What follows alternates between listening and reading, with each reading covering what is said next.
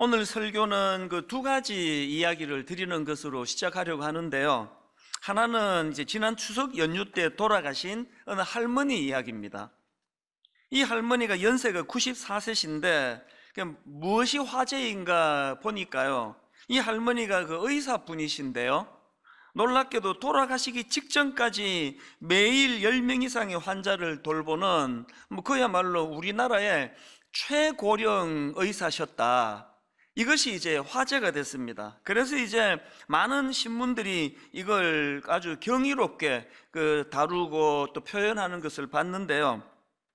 예를 들면은 머리 기사부터가 되게 경이롭습니다. 이렇습니다. 하늘이 부를 때까지 94세 의사는 진료를 멈추지 않았다. 또 이런 머리 기사도 있습니다. 죽음 직전까지 환자 돌본 94세 여의사, 힘내, 말 뒤로 떠났다. 이거 대단한 거 아닙니까? 저희 어머니가 연세가 비슷하셔서 저는 참 마음이 아팠습니다.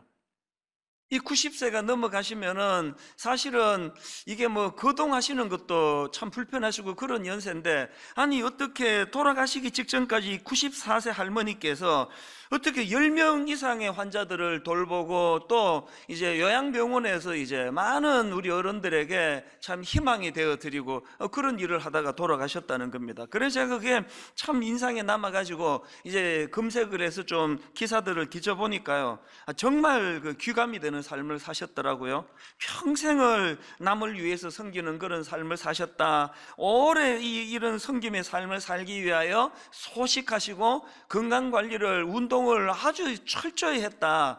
그런 이야기들이 이제 기사에 많이 뜨는 것을 제가 봤습니다. 이게 첫 번째 이야기고요. 이 두 번째 이야기는 카네기 행복론이라는 책에 나오는 한 이야기입니다. 1945년도에 해군 소속으로 전쟁에 참전했던 로버트 무어 씨 이야기인데요. 이 로버트 무어라는 이분이 이제 어느 날 전쟁에 참전해가지고 이제 잠수함에 탑승을 했는데요.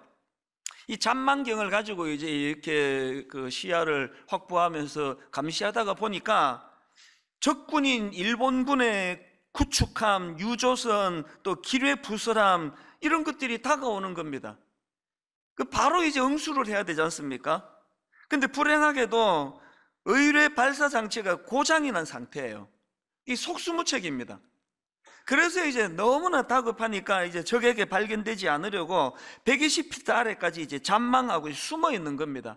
그리고 또 이 소리가 나면은 또 들키니까, 그래서 이제 선풍기, 냉방장치, 온갖 전기장치를 다 끄고 숨 죽이고 있는데, 그래서 그게 그냥 넘어가겠습니까? 당연히 발각이 되죠. 그래서 이제 이 일본군이요, 무차별 공격을 이제 퍼부어대는데 무려 15시간이나 공격을 했대요. 근데 지금 이쪽에서는 공격할 수 있는 어뢰 발사 장치가 고장이 난 상태니까 부분적인 대응밖에 할 수 없지 않습니까? 나중에는요, 무슨 명령이 올라왔느냐 하니까 이제 그 안에 있던 모든 병사들 보고 하는 명령이 이제 전원 침대에 올라가 움직이지 말라. 워낙 이제 공격을 당하고 흔들거리고 하니까 그런 명령을 이제 받았겠죠. 침대 위에 올라가서 있는데요, 이 냉방 장치가 다 끊어지고 이래가지고 잠수함 안에 온도가 40도가 넘었답니다. 거기서 무려 15시간을 숨 죽이고 있으니까요, 그냥 이게 숨이 안 쉬어지고 공포 때문에 너무나 죽음의 두려움 앞에 온몸이 부들부들 떨리는 그런 시간을 15시간이나 보냈는데 기적적으로 살아난 겁니다. 그리고는 이제 이분이 그때 일을 회상을 하면서 이제 쓴 글이 있는데 한번 들어보세요. 우리가 공격을 받은 15시간은 그야말로 1500만 년처럼 생각되었습니다. 이르는 동안 제 과거 생활이 눈앞에 펼쳐지는 것이었습니다. 제가 범한 크고 작은 악행을 비롯해서 공연히 속을 태웠던 어리석었던 일들까지 모두 생각나는 것입니다. 이분이 해군에 입대하기 전에 은행원이었는데요, 월급은 박하고 근무 시간은 길고 뭐 이 진급할 가망은 보이지 않고, 그래서 뭐 이런저런 불만과 불평이 많았나 봅니다. 그런데 15시간을 이제 이대로 죽는 거지 어떻게 살겠냐고, 그런 죽음의 공포 속에 갇혀 있으면서 옛날 생각이 자꾸 이제 떠오르는데요. 그 다음 내용을 보세요. 그도 그럴 것이 집 하나 장만하지 못했고 새 차도 살 수 없었고 아내에게 변변한 옷 한 벌 사줄 수도 없는 형편이었거든요. 또 언제나 잔소리만 늘어놓는 늙은 상사를 대하기도 진저리가 났었습니다. 이제 그 침대 위에 40도 넘는 죽음의 공포 속에 두려워 떨면서 뭐 시간이 기니까요, 막 온갖 이제 옛날 생각이 다 떠올랐을 거 아닙니까? 그 모든 게 다 후회가 되더라는 겁니다. 그리고 깨달은 게 하나 있는데요. 그 다음 내용을 보십시오. 몇 해 전까지만 해도 이러한 것들이 얼마나 큰 걱정거리였는지 모릅니다. 그러나 폭내가 저를 산산조각 내어 날려보내지는 않을까 떨고 있을 때 이런 일들이 참으로 어리석게만 생각되었습니다. 그때 그 자리에서 저는 맹세했습니다. 만일 다시 햇빛을 보게 된다면 다시는 절대로 고민 같은 것은 하지 않겠다고 말입니다. 저는 잠수함 안에서 공포에 떨던 15시간 동안 인간이 사는 법에 대해 대학에서 4년간 배운 것보다 훨씬 많이 배웠던 것입니다. 여러분, 우리가 뭐 꼭 이렇게 이 사람과 똑같이 막 15시간 죽음의 공포 안에 갇히고 이래야만 이런 걸 깨달아야 되겠습니까? 그 책을 왜 읽고 그 이런 이야기들 왜 듣습니까? 우리 예배 드리는 이 시간에 우리가 깨달아야 되는 게 뭡니까?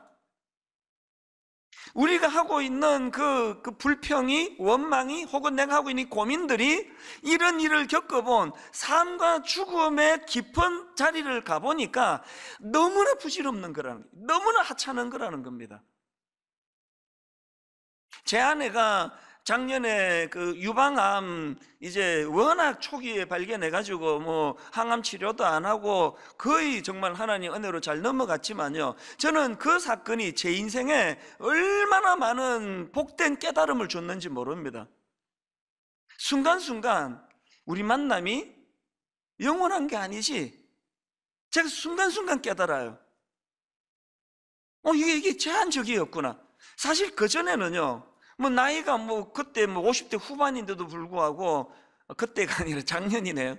59살이네요. 그때 한 번도 그런 생각을 해본 적이 없는데 요즘은 막 문득문득. 그래서 저는 그 책에서 뭐 시간이 없어서 다 인용을 못 해드리지만 이런 비슷한 이제 사례들을 몇 가지 들고는요, 그리고 굵은 글씨로 이런 교훈을 거기다 하나 적어놨더라고요. 기억하라, 인생은 시시하게 살기에는 너무나 짧다. 기억하라, 인생은 시시하게 살기에는 너무나 짧다. 성경에 보면요, 이렇게 시시한 것에 매달려 인생을 허비해버린 사람들이 뭐 가끔씩 등장을 하지 않습니까? 그 중에 뭐 맨 앞에 제일 어리석은 사람을 꼽으라 그러면 저는 뭐 삼손이 절대로 1등, 2등 그 놓치지 않는다 생각합니다. 세상에 하나님이 그렇게 놀라운 힘과 능력을, 사명을 감당하려고 부여해 주셨는데 그 여자 꽁무니 쫓아다니다가 그냥 인생이 망해 눈 뽑히고 비참하게 인생을 끝내는 게 삼손 아닙니까? 저는요, 성경에서 사도 바울 같은 이런 인물을 통해서도 많은 깨달음을 얻지만 저는 삼손을 통해 진짜 중요한 교훈을 얻어 저는 천국 가면 꼭 내가 삼손한테 인사할 생각입니다. 당신의 그 어리석은 행동 때문에 내 인생이 얼마나 유익했는지 모른다고. 삼손이 제게 준 결정적인 메시지는 이겁니다. 자기 아내 말고 다른 여자한테 기웃기웃거리다가 눈 뽑힐 줄 알아라. 이게 삼손이 저한테 주는 메시지입니다. 아직도 두 눈이 멀쩡한 거 보니까 그래도 아직까지는 그래도 그런 어리석은 짓을 안 한 것 같습니다. 그런가 하면은 또 성경에 뭐 삼손의 그 뭐 이게 뒤질세라 어리석은 사람이 또 하나 더 나오는데 사울 왕입니다. 그 다윗이 골리앗을 물리치고 막 민족의 영웅이 돼서 그렇게 떠받드는 걸 못 견뎌가지고 그렇게 질투의 화신이 돼서 그 아까운 인생을 다 허비해 버리잖아요. 이 삼손이 이 여자 조심해라 이걸 저에게 교훈을 줬다면요, 이 사울왕은 저에게 부교역자한테 질투하지 마라, 그 부교역자한테 질투하면 그 비참해진다, 이런 메시지를 제가 받았습니다. 다행히 지금까지는 뭐 부교육자를 질투해가지고 설교 잘하는 사람은 그다음부터 설교도 안 시키고 막 저기 구석진데 한직을 맡기고 뭐 그렇게 한 적이 한 번도 없는데, 그게 다 이 고마운 사울왕 때문이에요. 오랜만에 이 본당에 오시니까 지금 이게 적응이 안 돼서 안 웃으시는 거죠? 기억하라. 인생은 시시하게 살기에는 너무나 짧다. 전 여기 한마디 더 붙이고 싶습니다. 기억하라. 인생은 시시하게 살기에는 너무도 짧다. 그리고 너무나 소중하다. 이 인생의 가치가 너무나 크고 아름답기 때문에 이렇게 시시한 것에다가 우리가 허비하면서 살 수가 없다는 겁니다. 저는 우리 아이들에게도 그렇고 우리 젊은 교역자들한테도 그렇고 종종 해주는 이야기가 있는데요. 인생은 자동차 기름이 한정된 차를 몰고 목적지로 가는 것과 같다. 막 소크라테스가 이런 말 했다 그러면 다 받아 적고 할 텐데, 이 정말 저는 이게 중요한 메시지라 생각합니다. 인생은요, 자동차 기름이 한정된 그 자동차를 몰고 목적지로 가는 거예요.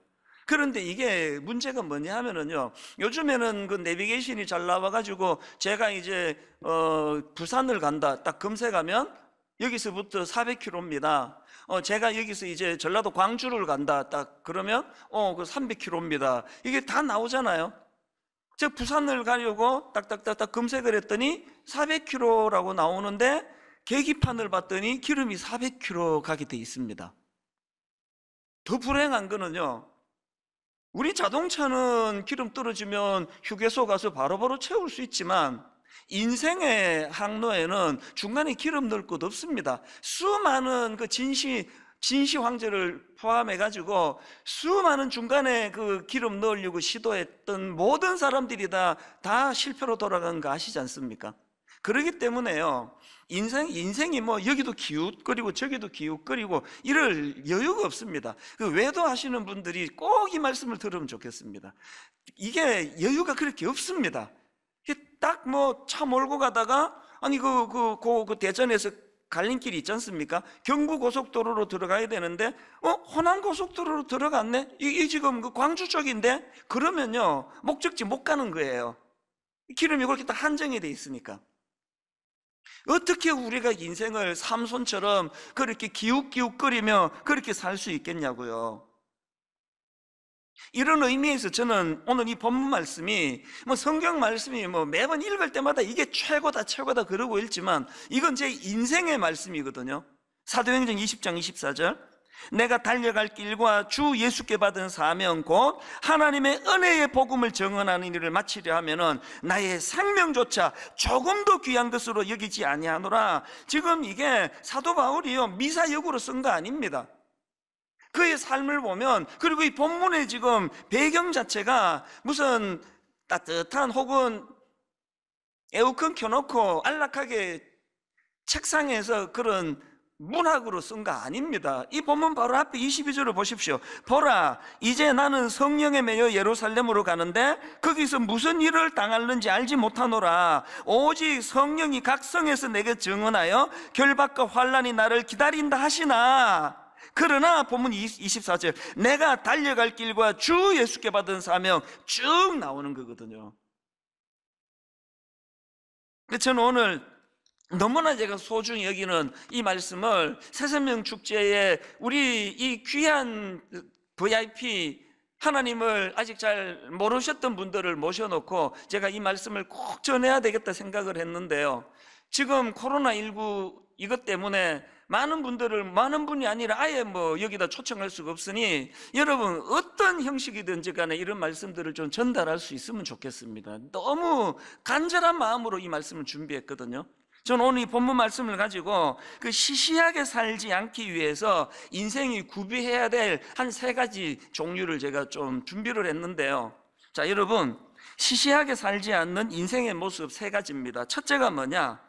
흔들림 없는 삶의 방향. 제가 부연 설명으로 목적지를 안다는 것, 이렇게 제가 부연 설명을 달았는데요, 앞에서 말씀드렸잖아요. 인생에 기름이 많지 않습니다. 우리가 이 땅에 태어나 목적지를 향해 한번 달려가는데 막 이게 뭐 이것도 해보고 막 흥청망청 뭐 삼손처럼도 뭐 또 사울처럼도 이렇게 살아보고도 여유 있지 않습니다. 절대 그런 게 아닙니다. 인생인 게. 제가 이제 이 새세면 축제 말씀을 준비하면서 예전에 읽었던 그 목적이 이끄는 삶, 제가 이제 이걸 꺼내 놓으니까 제 아내가 그거 추억을 돋게 하네요. 개척 초기에 이 책을 가지고 우리가 40일 새벽 기도도 하고 또 매주일마다 이제 이 말씀을 같이 나누었던 기억이 있는데요. 이제 오랜만에 이 책을 꺼내갖고 다시 읽다가 보니까 아니 옛날에 내가 그렇게 많이 읽었는데 몇 번이나 읽었는데 발견을 못한 글 하나가 있었습니다. 이 왜 발견 못했을까 보니까 이게 추천사에 있었더라고요. 저도 이제 가끔씩 책 추천사 의뢰하면 이제 쓰는데 안 써야 되겠다 했습니다. 사람들이 추천사는 잘 안 읽는구나. 홍정길 목사님이 이제 원로 목사님이 되신 홍 목사님이 그 추천사를 쓰셨는데 거기에 이 노젓는 법을 이제 설명을 하시는 겁니다. 목사님이 어릴 때 이제 친구들하고 또 선배 몇 분하고 이제 그 배를 타러 가셨나 봅니다. 그래서 이제 노를 젓는데요. 이게 아무리 열심히 노를 저어도 배가 뭐 기우뚱거리기만 하고 제자리만 맴도는 거예요. 계속. 막 이제 뭐 어떤 친구들은 막 저기까지 앞서가고 그러는데 이 목사님은 막 계속 제자리만 뱅뱅뱅 도는 겁니다. 그랬더니 어느 선배님이 보시고 이제 이게 좀 안쓰러우셔가지고 가르쳐 준 겁니다. 이렇게 조언을 했습니다. 그 배를 보지 말고 가고자 하는 목표를 보면서 저으면 배가 그리로 가게 된다. 뭐 그 말 듣고도 뭐 시큰둥하게 받았는데요. 계속 이게 막 제자리만 도니까 이제 이 목사님이 그 선배님이 가르쳐 주신 대로 이제 앞을 향해서 목적지를 향해 바라보면서 노를 저으니까 신기하게 그때부터 이제 이 배가 가기 시작하더라. 목표를 향해서 그런 내용의 글이 거기 있는 겁니다. 이게 저에게 참 굉장히 중요한 메시지가 되더라고요.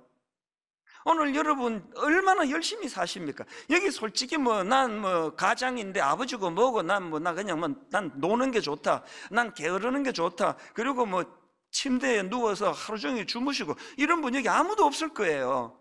나름대로 아침 일찍 일어나 밤 늦게까지 얼마나 수고하십니까? 그런데 이게 그냥 열심히 노를 젓기는 젓는데 제자리만 뱅뱅 도는 것 같은 그 인생 아닙니까? 어떻게 하면은 이 제자리를 맴도는 이 현실을 우리가 박차할 수 있느냐? 그 선배님 조언 그대로입니다. 눈앞에 있는 배만 보지 말고 가고자 하는 목표를 보면서 노를 저으면 배가 그리로 가게 된다.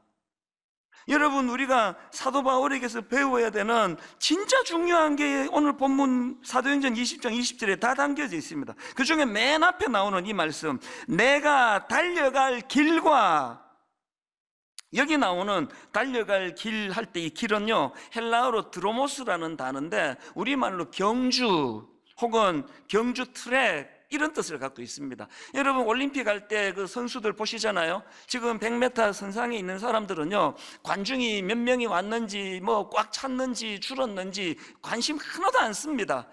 막 기웃거리고 뭐 아는 사람 왔나 뭐 이런 선수 아무도 없습니다. 집중해서 목표물 결승전을 향해서 몰두하고 있는 게 그게 선수거든요. 여기서 사도 바울이 말하는 달려갈 길이 바로 그거예요.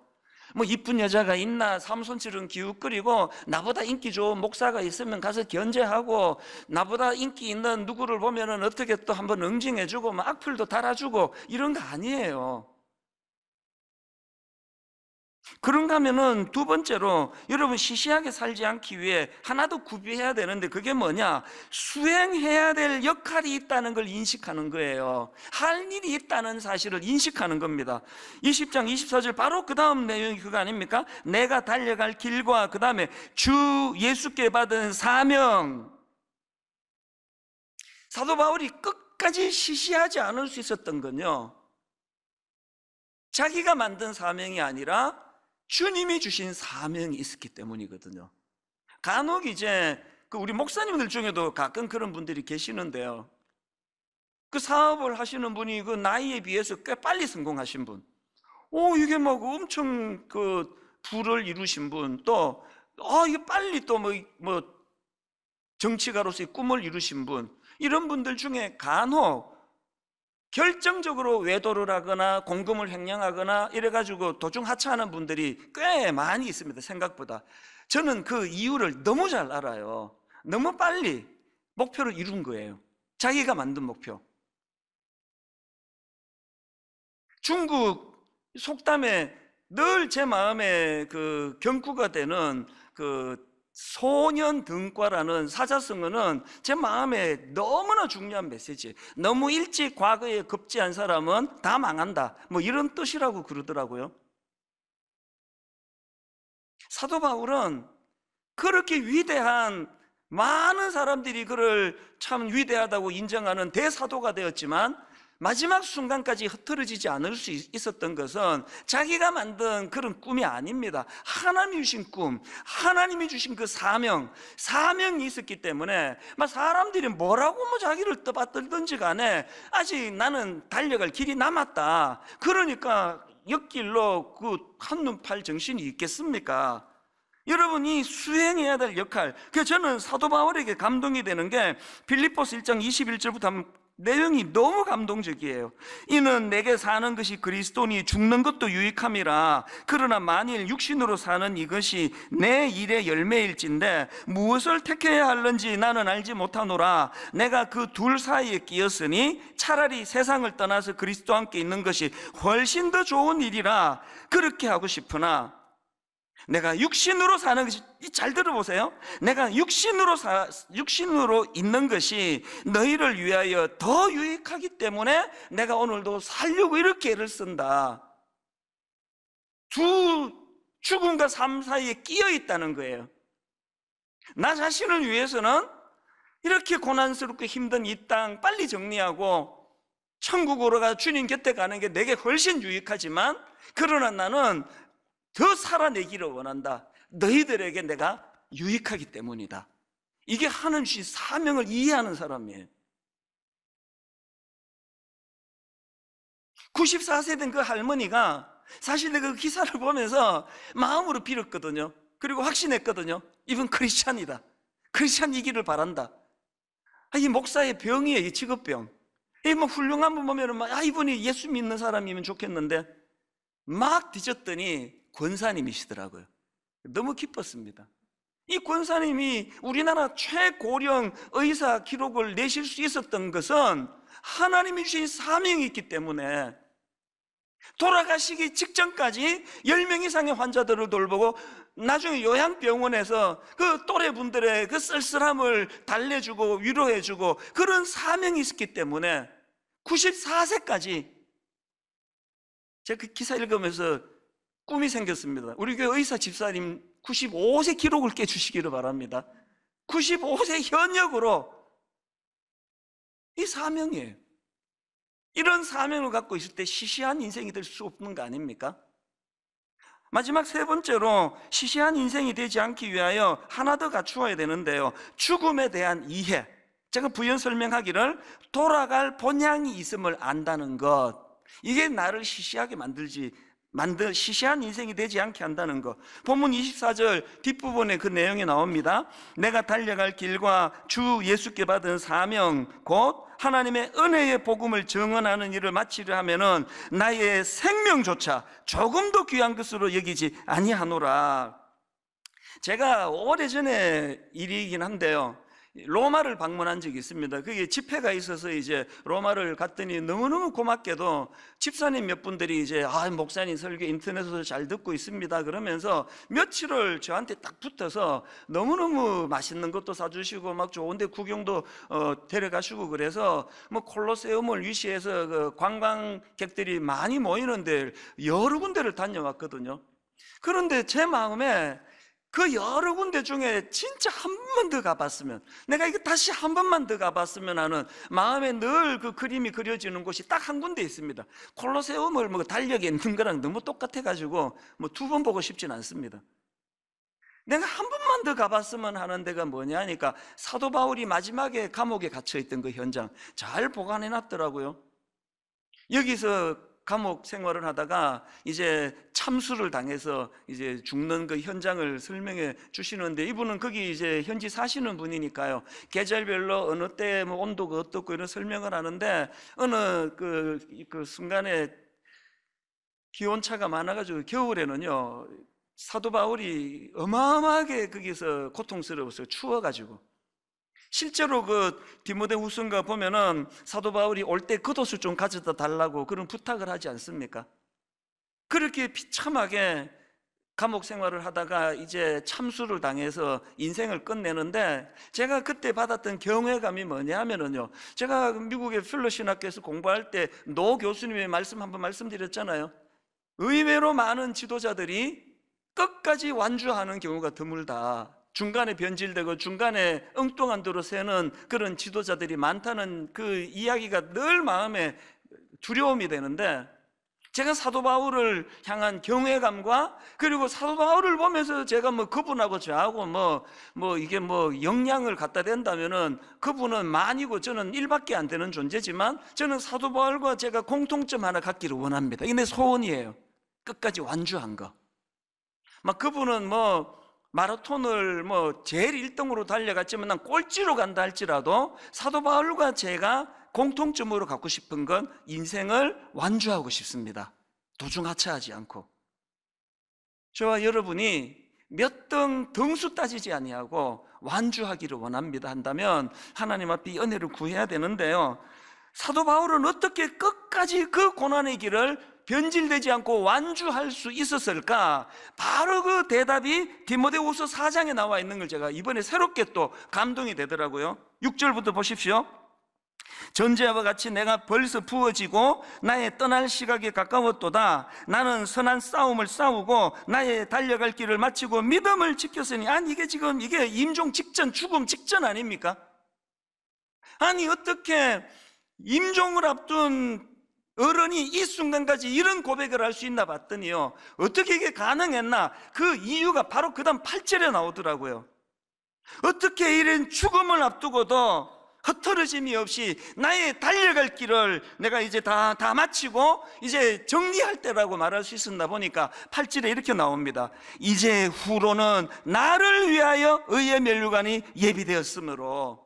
저는 이 두 문장이에요. 이 두 마디가요, 이제 후로는 이 죽음이 끝이 아니라는 겁니다. 이제 후로는, 그 다음에 나를 위하여 이 땅에서의 사명을 많이 감당한 자들에게 주시는 의의 면류관을 사모하는 마음이 사도 바울에게 있었던 겁니다. 최근에 나온 책 중에 팀 켈러 목사님이 쓴 죽음에 관하여라는 책이 있는데요, 거기서 정말 제가 감동이 되는, 은혜가 되는 문장을 몇 개 발견했는데 이런 대목이 나옵니다. 우리는 죽음을 두려워하며 살 게 아니라 죽음을 영적 후자극제로 봐야 한다. 여기 나오는 이 후자극제라는 건 우리말로는 좀 생소한 표현이에요. 이 팀켈러 목사님이 미국 사람이니까요, 이게 원문으로 영어로 된 이 부분을 보면은 이 후자극제가 뭐냐 하면은 스멜링 솔트예요. 이게 뭔가를 그 사전을 찾아보시면요, 이 스멜링 솔트를 이렇게 설명합니다. 의식을 잃은 사람의 코 밑에 대어 정신이 번쩍 들게 할 때 쓰던 화학 물질. 사도 바울은 죽음을 어떻게 인식하느냐? 의식을 잃은 사람의 코 밑에 대해서 정신을 번쩍 들게 하는 화학 물질 같은 것이다. 자, 이게 무슨 뜻인지 그 다음 내용을 한번 보십시오. 죽음은 우리를 흔들어 깨워 이 생이 영원하리라는 착각에서 벗어나게 해준다. 죽음이 뭐라고요? 영원한 이별로 절망하고 그 죽지 않으려고 바둥바둥 거리는 게 아니고요, 이 죽음은 후자극제, 스멜링 솔트, 의식을 잃은 사람들을 냄새로 깨어나게 하는 약과 같은 것이다. 그래서 신자는 죽든 살든 결과와 무관하게 늘 죽음을 이긴다. 예수 그리스도께서 죽음을 이기셨기에 이제 죽음이 할 수 있는 일이라고, 잘 들어보세요. 이제 죽음이 할 수 있는 일이라고는 우리를 지금까지보다도 더 행복하고 더 사랑받는 존재가 되게 하는 것뿐이다. 근래에 이렇게 주옥 같은 글을 저는 읽어본 적이 없습니다. 죽음이 뭐라고요? 이제 죽음이 할 수 있는 일이라고는 우리를 지금보다도 더 행복하고 더 사랑받는 존재가 되게 하는 것뿐이다. 이 죽음이래요. 죽음이 의식을 잃은 사람의 코 밑에 대서 정신이 들게 만드는 화학물질이에요. 무슨 정신을요? 자꾸 죽음이 끝이라고, 이 땅이 전부라고, 이렇게 그 이상한 소리 하는 사람들에게 정신을 번쩍 들게 하는 약이, 화학물질이, 그게 죽음이래요. 사도 바울이 죽음에 대하여 이런 이해를 하고 있으니, 그래서 그 책에 보면은요, 현대인들이 지금 이 죽음에 대한 정리가 잘 돼 있지 않아서 인생이 이렇게 혼란스럽고 타락하고 방종하고 그렇게 된다는 겁니다. 그 다음 이런 내용이 있습니다. 현대 문화에서 섹스와 연애, 돈과 출세, 정치와 사회운동 등 수많은 요소의 비중이 지나치게 비대해진 현상은 현대인이 죽음 앞에서 신과 종교에 의지하지 않고도 의미를 느끼려고 한다는 방증이다. 한마디로 말해서 죽음에 대해서 오해하고 있다는 거예요. 이 땅이 전부인데 막 그냥 남편 아내 막 숨겨가면서 막 한 여자랑 내가 만족이 돼? 어떻게 내가 한 남자로 끝낼 수 있냐고. 막 누려야지, 즐겨야지, 돈 벌어야지. 그렇게 집착하다가 허무하게 끝나버린다는 겁니다. 사도 바울이 임종을 앞두고도 어떻게 그렇게 담대할 수 있었냐고요? 자기가 생각하는 죽음은요, 정신 잃은 사람한테 코 밑에 대가지고 정신이 번쩍 들게 하는 화학물질로 이해했으니까, 사도 바울이 이해하는 이 죽음이라는 거는 이제 죽음이 할 수 있는 일이라고는 우리를 지금보다 더 행복하고 더 사랑받는 존재가 되게 하는 것밖에 없다. 왜? 죽음은 우리를 하나님 나라로 인도하니까. 이 확신이 있으니까 이 땅에서 조급함이 없는 거예요. 아까 제가 그 의사, 94세 의사 그 성함이 한원주 권사님이시더라고요. 이분이 이제 그 쓰신 책이 있는데요, 이번에 제가 그래서 이것도 구해서 제가 읽어봤는데, 백세 현역이 어찌 꿈이랴, 그 책에 보니까요, 이런 헌신적인 삶을 살게 된 계기가 있더라고요.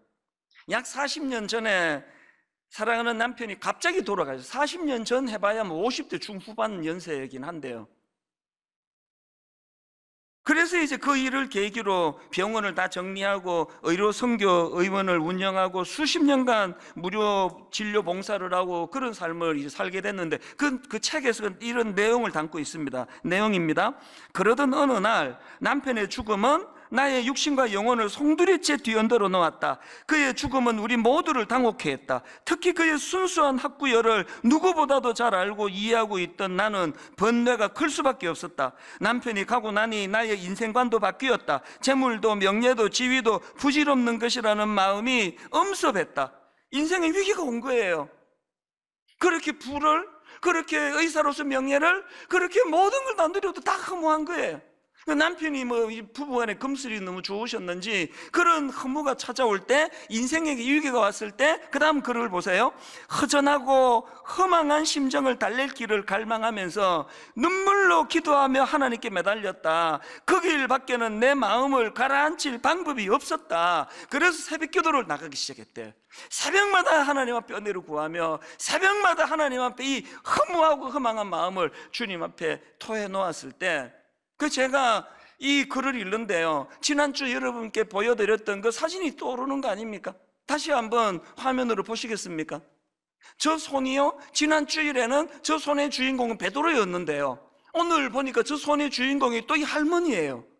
50대 인생의 위기가 왔을 때, 점점 빠져들어갈 때, 남편의 부재가 어떤 것도 다 시들하게 만들 그때에, 그 새벽기도 나가서 하나님께 은혜를 구했을 때, 그 손을 잡아 가치 있는 인생으로 만들어 주셔서 우리나라 최고령 의사, 수많은 신문들이, 어떤 유력한 정치가라도 저는 이렇게 많은 신문들이 의미 부여하면서 그의 죽음을 다루는 기사를 저는 근래에 본 적이 없습니다.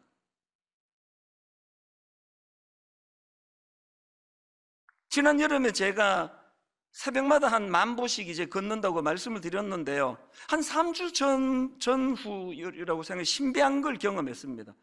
나가면은 찬양 하나가 맴도는 거예요. 그리고 이 찬양만 부르면 눈물이 나는 겁니다. 나는 길 잃은 나그네였네. 죄 중에 헤매이는데 사랑의 왕 내 목자 예수 나를 집으로 인도하네. 이상하게 매일 새벽에 찬양이 또 올라져가지고 그 가면서 막 유튜브를 검색해서 어떨 때는 어떤 교회 성가대 특송으로 제가 듣고 어떨 때는 어떤 그 성악가의 그 찬양으로 그거를 듣고 하는데 어느 찬양인지 눈물이 나는 거예요. 새벽마다. 왜 그랬을까요? 제 얘기거든요. 나는 길 잃은 나그네였네. 이 나이까지 오기까지 20대 초반에 미국 건너가서부터 시작해서 얼마나 많은 길 잃은 나그네 같은 일들이 많았습니까? 죄 중에 헤매이는데 사랑의 왕 내 목자 예수 나를 어디로? 집으로 인도하네. 많이 울컥울컥 참 눈물을 삼키면서 그 새벽마다 가슴이 뜨거워졌는데요. 오늘 여러분 코로나19 때문에 이 자리에 초청하지 못한 많은 분들에게 이 말씀을 들려주고 싶습니다. 20대 초반에 제가 흑인 가게에서 일을 하기도 하고 미국 공장에서 청소를 하기도 하고 유태인들만 있어가지고 이건 동양인은 영어 잘 못하는 저 한 사람 딱 있고 전부 자기들끼리 엿새 동안 왕따 당하는 심정으로 살아갈 때 저를 살려준 게 교회예요. 인생을 살다 보면 텅 빈 들판에 홀로 서 있는 것 같은 느낌을 가질 때가 있습니다. 제가 이렇게 큰 교회 목사고 이 동네에서 길을 걸으면 10걸음에 한 분씩 만납니다. 아는 분을. 이렇게 아는 분이 많고 또 만나야 될 분이 많은 제가 때때로 텅 빈 들판에 혼자 서 있는 것 같은 그런 고독을 느낄 때가 가끔씩 있어요. 가끔보다 더 자주 일어납니다. 이게 인생입니다. 어제 지난주 그 일부 특송을 했던 1부부터 5부까지 특송을 했던 우리 고승아 지사님 시간이 없어서 그 제게 보내온 편지를 소개를 못하는 게 너무 아쉬운데요. 연로하신 부모님, 그 어머니 청력을 점점 잃어가시는데 나는 우리 엄마와 부모님과 영원히 하나님 나라를 가고 싶어하는 그런 애절한 마음들이 그 곡을 본인이 직접 만들게 만든 그 찬양을 한번 나중에 한번 들어보세요. 혼자가 아닙니다. 새세면 축제 왜 합니까? 여러분도 그렇게 되기를 원해서 초청을 하는 거거든요.